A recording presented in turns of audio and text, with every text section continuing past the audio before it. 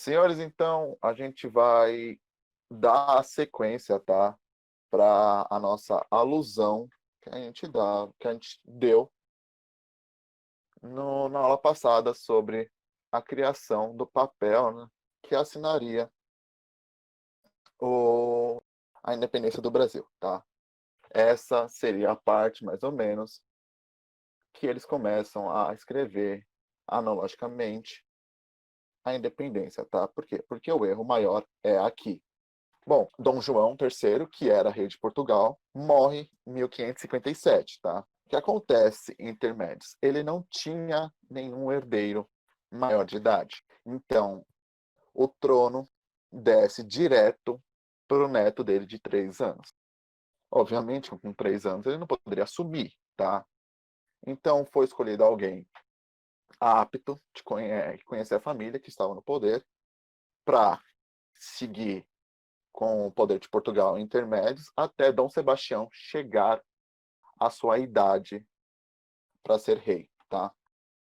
E aí tinha um tutor para educar a criança. O que acontece em Portugal, tá? Portugal, a igreja portuguesa que estava lá, ainda tinha preceitos da cruzada. Então vivia-se a época da Contra-Reforma, a gente vai falar disso mais para frente. E a igreja, em tese, nunca esqueceu bens que poderiam causar uma cruzada, tá? Então, o que acontece? O tutor e a igreja em si enfiaram os preceitos cruzadistas em Dom Sebastião. Então, dos três até o tempo que ele virou rei, é pura ideia de católico fanático, tá? O que acontece? Na hora que ele subiu no trono, ele era um tirano católico fanático, tá? O problema já começa aí. Então, em um meio tempo, ele resolve fazer uma, digamos assim, entre aspas, uma nova cruzada em Marrocos. Só que aí ele olha para o conselho fala: não, não vai dar, porque a gente está quebrado, a gente não tem fundos militares e nem financeiros para a guerra de Marrocos dar certo. Ele simplesmente olhou para o conselho e falou assim: não, não vou ouvir vocês, vou seguir com a minha guerra, tá? Então ele chega à Batalha de Alcácer Quibir e morre em 1578. Ele morre realmente em batalha, tentando conquistar a vitória. Uma das coisas que acontece nesse meio tempo, ele praticamente falou foda-se. Uma coisa que acontece nesse meio tempo, tá, é que todo mundo que foi para a guerra morreu. Não voltou ninguém. Então, como não voltou ninguém e ninguém provou que o rei morreu, tá, é, começou uma lenda de que ele retornaria em algum momento de Portugal, tá? Então essa lenda durou pelo menos uns 100 anos tranquilamente, tá? Acharam loucamente que Dom Sebastião ia voltar e ia continuar comandando Portugal.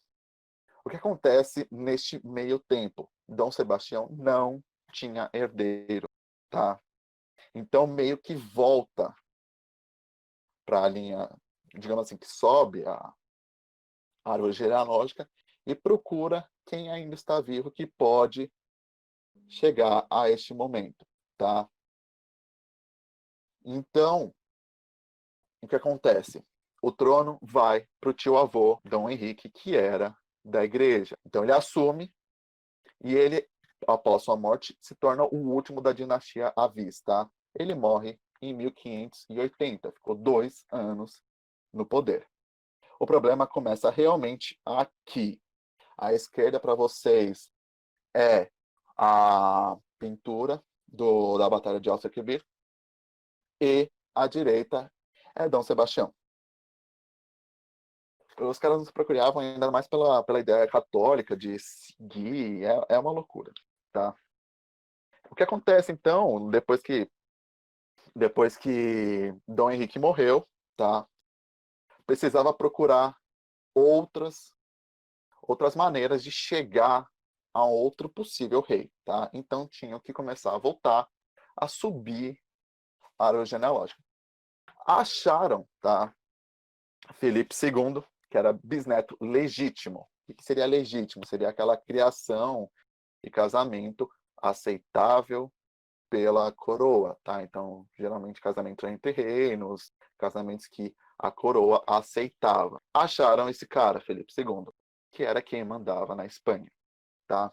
Então, aí já começa a ver o problema. Ele teve, sim, outro bisneto que era adversário dele, Dom Antônio, mas esse ele era bastardo, era fora da linha aceitável pela coroa. Então, Felipe II consegue derrotar Dom Antônio e é reconhecido como monarca legítimo pela burguesia portuguesa, tá?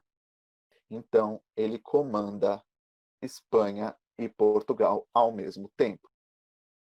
Para, obviamente, se manter no poder por um longo tempo, tá? Ele conquista quem ajudou. Então, aos burgueses ele dá vantagem comercial e aos nobres título e honrarias. É por isso que vem esse preceito, né? Herdei, conquistei e comprei. Herdei por Dom Manuel, conquistei pela briga com Dom Antônio e comprei com as vantagens comerciais, títulos e honrarias que ele deu para quem ajudou. Aqui é o problema. Aqui começa a União Ibérica, tá? Então é 1580 a 1640, o começo da decadência de Portugal. Então, ele no papel tinha Portugal e Espanha separadas, mas era o mesmo monarca que comandava. Então, Portugal perde autonomia e fica subordinado à Espanha, tá? Então, o que acontece aqui o dinheiro vai para uma pessoa só, as coisas vão só para uma pessoa só, ele comanda o que ele quiser e assim vai. O que acontece quando você une dois lugares diferentes, tá? Você pode trazer benefícios, obviamente, mas você vai trazer malefícios, que é o problema econômico. Portugal teve deixa eu falar, o grande azar de conversar com todos os inimigos da Espanha, tá? Então, Portugal conseguia ter controle, digamos assim, com conversas econômicas com os holandeses, franceses e ingleses, e com a Espanha ele perde. Por quê? Porque os três são inimigos da Espanha, tá? Então, a dependência de Portugal foi sentida muito nas relações interiores, porque eles tinham que se alinhar com os interesses espanhóis, tá? Então, o que acontece? Une os mesmos inimigos. A Espanha vivia em guerra, tá? Contra os holandeses, franceses e ingleses. O que acontece, então? Portugal começa a ter guerra com franceses, ingleses e holandeses. Deixei, obviamente, em negrito os ingleses, porque são eles que próximos passos para Portugal. Então, em 1580, tipo, antes, tá? Até a criação da União, a Espanha vivia o apogeu. Então, a Espanha era temida dentro do continente e fora do continente, com a incrível armada, tá? Aí sim, a decadência espanhola começa a rolar quando a invencível armada acaba, é derrotada em 1588. A gente já tinha comentado com vocês que Portugal começa a entrar numa decadência econômica com o Oriente, e aí vem outras coisas que aconteceram. A Holanda toma controle de quase toda a Índia, tá? Então, Portugal começa a perder muito mais do que ele já tinha. Já estava ruim, começa a ficar pior, tá? E depois, obviamente, perde o controle das Índias para a Holanda. Isso também não foi só com a Índia, porque o Matheus já falou até sobre as invasões que rolaram aqui no Brasil. É por causa disso, tá? E também teve, obviamente, teve as colônias dentro da África invadidas, tá? O que acontece nesse meio tempo de União Ibérica para o Brasil? Aqui a gente tem o começo da expansão territorial. Aquele tratado que a gente tinha, tá? Que eles deram desde 1494, começou a ser estudado para acabar. Não fazia diferença você ter duas terras diferentes que, entre linhas, eram de um lugar só, tá? Então, os moradores da Vila de São Paulo começaram a ultrapassar o limite. Eles foram os primeiros, tá? E assim acarretou o bandeirismo. Nisso, tá? Como era o mesmo monarca, começou, tá? Então, não tinha resistência encontrada do outro lado do tratado, tá? Então, eles meio que foi um estímulo para aquilo acontecer. Tinham pequenas resistências em alguns pontos, mas digamos que no território por completo não existia tanta resistência, tá? Então, isso é um estímulo para o pessoal da direita sair para a esquerda, tá? É aí que a gente começa a ver muito do mapa brasileiro ser desenhado, tá? O que a Vitória falou sobre os índios? Os bandeirantes acreditavam que era melhor colocar um índio na linha de frente porque ele conhecia as matas, além de ser um escravo, obviamente, existia esse ponto também de conhecimento do lugar, tá? O que eu contei para vocês é que Portugal realmente começou a perder todo o controle financeiro que ele tinha com os outros países, tá? Então, o principal aqui que ele perde, né, que dá uma sequência maior para o Brasil, é a Holanda. A Holanda e a Espanha viviam em guerra. Assim que Felipe assumiu Portugal, ele simplesmente falou: meu, já era, você nunca mais vai ter comércio com Portugal.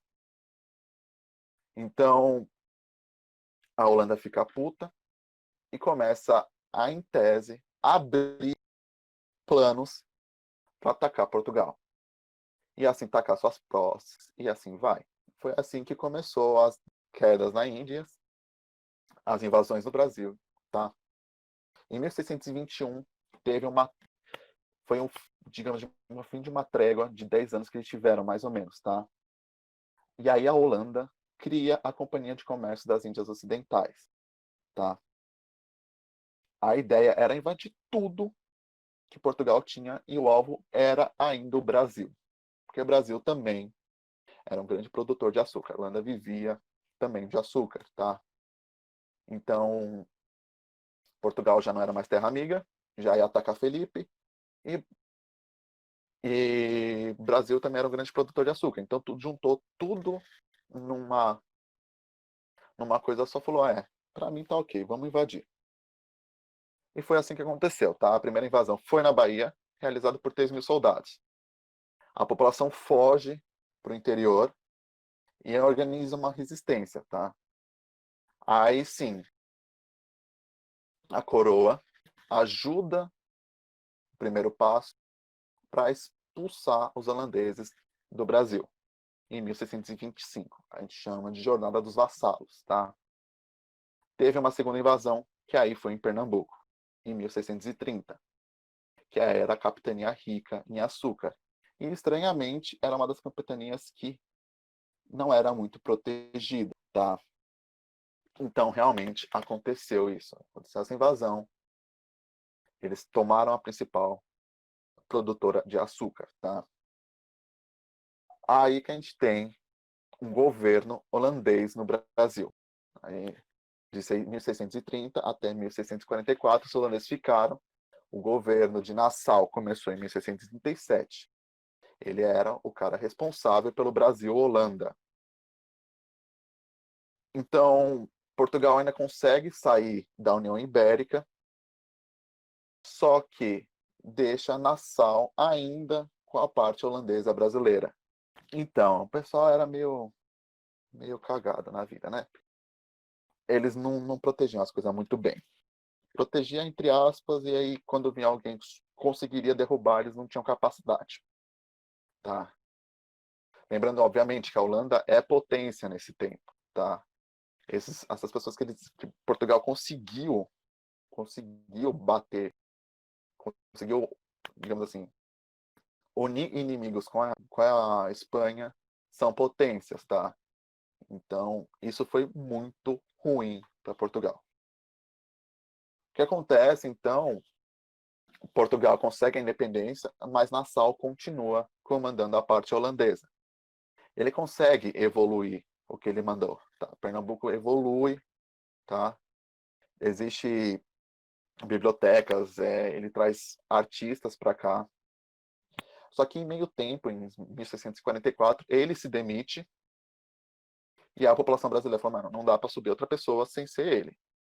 E aí os holandeses também já não eram bons, tá? Então, aí, com a demissão, os holandeses sendo ruins, houve a que a gente conhece como a insurreição pernambucana, que é a expulsão dos holandeses do Brasil, tá? Obviamente que a Holanda não gostou nada disso e demora até 1661 para assinar um tratado com Portugal. Então, de 44 até 61, Holanda e Portugal vivem em guerra, tá? Aí o que acontece? Após esse tratado, eles recebem indenização de 4 milhões de cruzados em algumas ilhas de Portugal. E aí o que eles vão ainda obrigar Portugal a ter? Maior liberdade de comércio. Por quê? Porque eles perderam o Brasil, a Holanda, tá? Então eles começam a entrar muito forte também na economia, sem Portugal conseguir contestar. Aqui é a pintura que a gente tem da insurreição pernambucana, a expulsão dos holandeses do Brasil. Outra coisa que aconteceu, tá, na União Ibérica foi a divisão do Brasil. Então, em 1621, o governo espanhol resolveu dividir o Brasil em 2 colônias, né? O estado do Brasil seria a parte, acho que é verde, e o estado do Maranhão, São Luís, que depois muda, tá? Para o nome de estado, Maranhão, Grão, Pará, e assim vai, tá? O que acontece? Por que teve essa criação? As invasões estavam rolando e eles precisavam ampliar, digamos assim, o controle luso-espanhol nessas áreas, tá? Então eles começaram a subir para ocupar mais, digamos, as fronteiras, mais ou menos. E também tinha um meio termo que lá eles conseguiam ir mais rápido para a coroa do que pelo estado do Brasil, ou seja, até a própria corrente marítima ajudava, tá, para a subida. Essa divisão, tá, do estado do Maranhão, Grã e Pará e estado do Brasil acaba com Pombal, tá? Pombal assina, falando que tem que voltar a ser uma coisa só. Agora nós vamos para o problema maior, o segundo problema maior, que é Portugal e Inglaterra, tá? O que acontece é, obviamente, que a Espanha nunca ia deixar ou conceder liberdade, tá? Independência para Portugal. Então ela demora muito para aceitar isso. Então esses tempos de restauração e até independência foi muito difícil para Portugal. O Império de Portugal no Oriente já tinha caído. Portugal e Holanda não tinham mais comércio ok, sabe? Não era mais amigável, não era mais o que existia antes. E aí Portugal, precisando de ajuda, pede desculpa, entre aspas, para a Inglaterra. Aqui, em 1641, a gente tem o primeiro empréstimo, que é o problema que destrói, tá, Portugal ao longo dos anos. É aqui em 1641 que é o marco inicial da dependência econômica portuguesa sobre o inglês. Tá? Então, por esse acordo, a Inglaterra cobraria baixas taxas de importação de vinhos lusitanos, em contrapartida mandava os tecidos, tá, de forma isenta de tributação, tratado de panos e vinhos. Além de ter aberto os portos, eles assinam um tratado que acaba, entre aspas, com os tecidos portugueses dentro da colônia, dentro de Portugal, e assim vai. Tá? Isso fez com que todos os lanifícios portugueses fossem inviabilizados. Em tal cenário, a colônia tornou-se a principal fonte de recursos para Portugal. Ou seja, o que eles tinham Índia passa para Portugal, mas agora é muito necessário, tá? O que acontece, obviamente, que Portugal já estava na merda, precisava dar um jeito de reverter a situação. Então eles criam um jeito de endurecer as regras da colônia, tá? Então que a gente tem aí o famoso arroxo colonial. Aqui começou a ideia de espremer tudo que o Brasil tinha para tentar reestruturar a antiga Portugal. Tá? Então a gente tem agora o arroxo colonial, consequência direta, tá, da queda econômica portuguesa.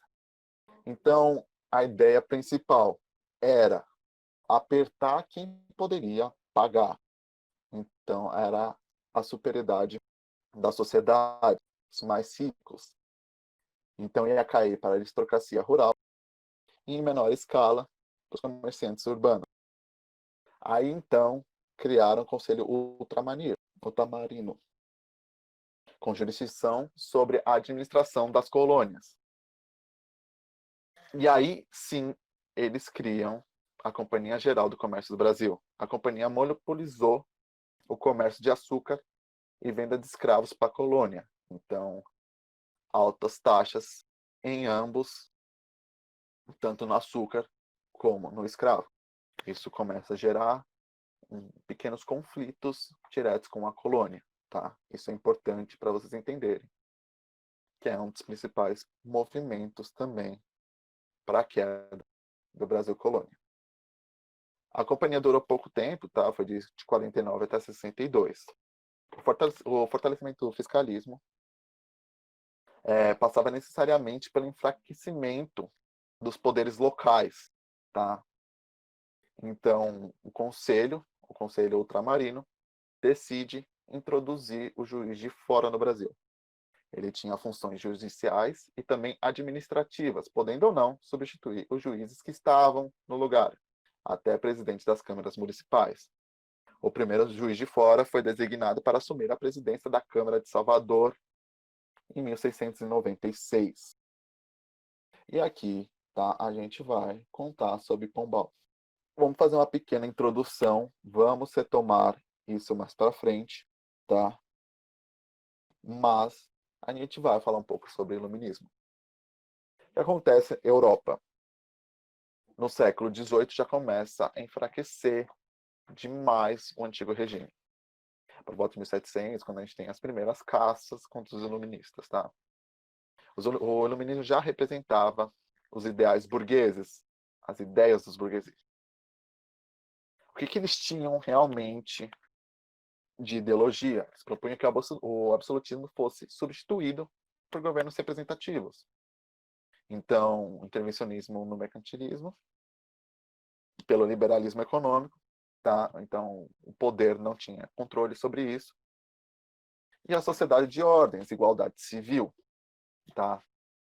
A gente, obviamente, vai falar mais de iluminismo mais para frente, tá? Quando a gente começa a falar sobre Revolução Francesa e outros pontos, tá? As reivindicações que eles faziam, tá? Era tudo baseado no racionalismo, liberalismo e igualdade perante a lei. O iluminismo já era presente na Inglaterra, tá? O que a gente vai ter, obviamente, chegando na Europa é com a Revolução Francesa, que a gente tem liberté, égalité e fraternité, que são os ideais da Revolução Francesa. O que acontece, tá? Muito antes, não muito antes, mas antes da Revolução Francesa, tiveram monarcas que colocaram ideais iluministas para funcionar nos seus reinados, tá? Então a gente tem uma primeira introdução do iluminismo já nas monarquias. Bom, o que aconteceu para Pombal realmente subir ao poder, tá? Pombal era um déspota esclarecido. O que é um déspota esclarecido? É um tirano, um absolutista com ideais iluministas, tá? Ele é tratado como déspota digamos, por ser uma coisa ruim, e esclarecido por seguir a ideia iluminista, tá? Então, déspota seria uma coisa ruim, seria uma pessoa que aceita o governo absolutista. Então, ele era de origem burguesa, era secretário dos Negócios Estrangeiros, e aí ele se torna governador quando Lisboa sofre um grande terremoto, tá? Ele mostra poder, digamos assim, mostra organização quando ele comanda a reconstrução de Lisboa, tá?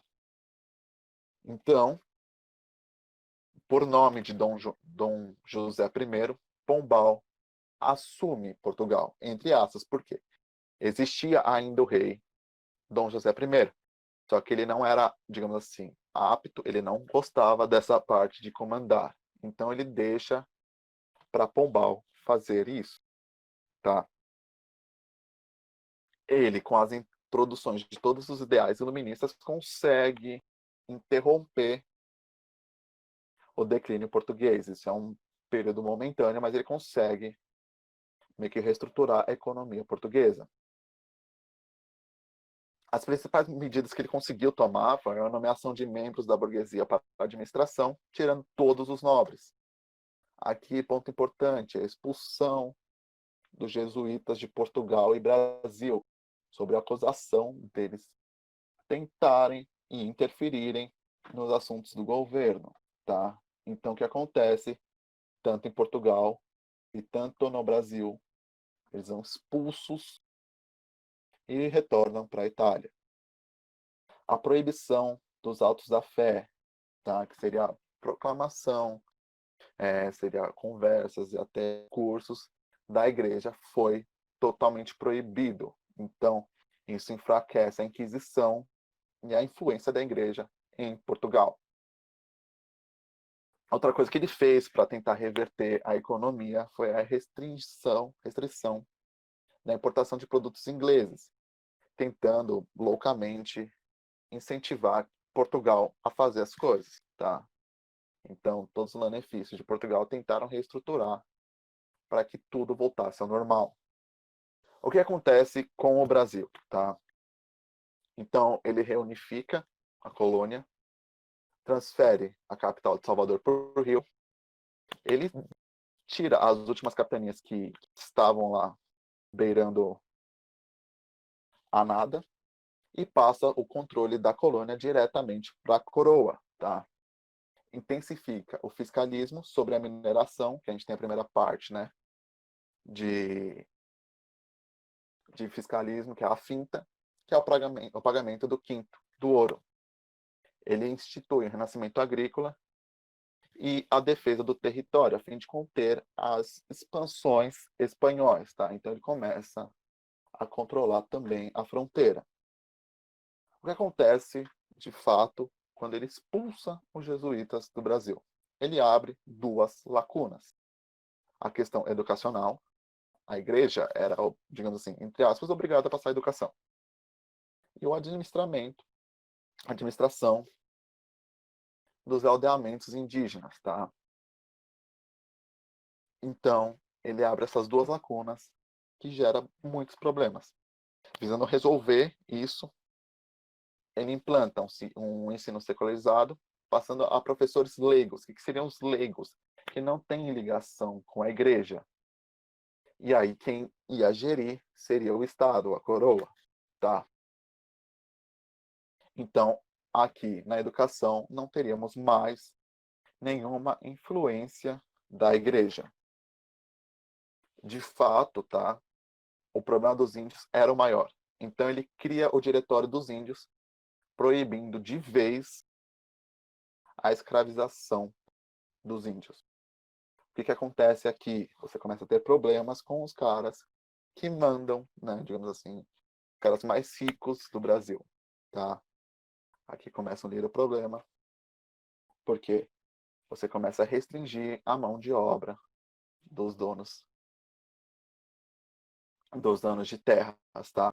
Então, começa a ter um pequeno problema. Aqui é Pombal, mostrando que ele manda em tudo. E aqui a gente tem a última parte, tá, de Pombal. O que acontece? Dom José, que era rei de Portugal, morre, tá? E como ele continuava sendo rei, a única coisa que Pombal fazia era, entre aspas, comandar por ele, é, leva com ele isso daí. Então, Dona Maria I chega e derruba Pombal, tá? Porque ela era extremamente católica e rival de Pombal, ou seja, ela começa a cortar tudo que Pombal fez. Então, ela altera, ou quando não aluna, algumas iniciativas pombalinas, tá? Então, afasta os burgueses da administração, traz os nobres de volta e afrouxa as medidas de contenção econômica, ou seja, o país volta a cair. Isso é horrível porque Portugal estava seguindo numa linha crescente, tá? E aí ela volta até a dependência inglesa. A partir de então, Portugal volta ao antigo regime. Mesmo assim, houve a criação da Academia de Ciências de Lisboa, isso é um avanço, tá? Isso era a ciência entrando, né? E aí, no Brasil, continua assim o fiscalismo e aumenta até o fiscalismo. As companhias criadas por Pombal, que ajudavam no comércio, foram extintas. E ela consegue ainda piorar quando ela manda fazer o alvará de proibição das indústrias, que fechou todas as manufaturas existentes no Brasil. Então, isso dá dependência de Portugal e Inglaterra, tá? Todo o que o Brasil já está conseguindo evoluir, começa a necessitar dos produtos ingleses entrando na colônia. A única coisa que ela realmente mantém, tá, é a produção de açúcar derivados, como tecidos grosseiros, que aí eram feitos para distribuir, desculpa, distribuir os produtos e vestir os escravos. Era aqueles tecidos que ensacavam, eu não sei o nome, mas aqueles tecidos de batata, sabe, aquele grandão. Era tipo aquilo. As medidas, obviamente, tornaram o Brasil mais dependente da Inglaterra. E aí, o que era, entre aspas, intermediado por Portugal, obviamente, mas Portugal também era dependente da Inglaterra. Então a gente começa a ter a grande merda, tá?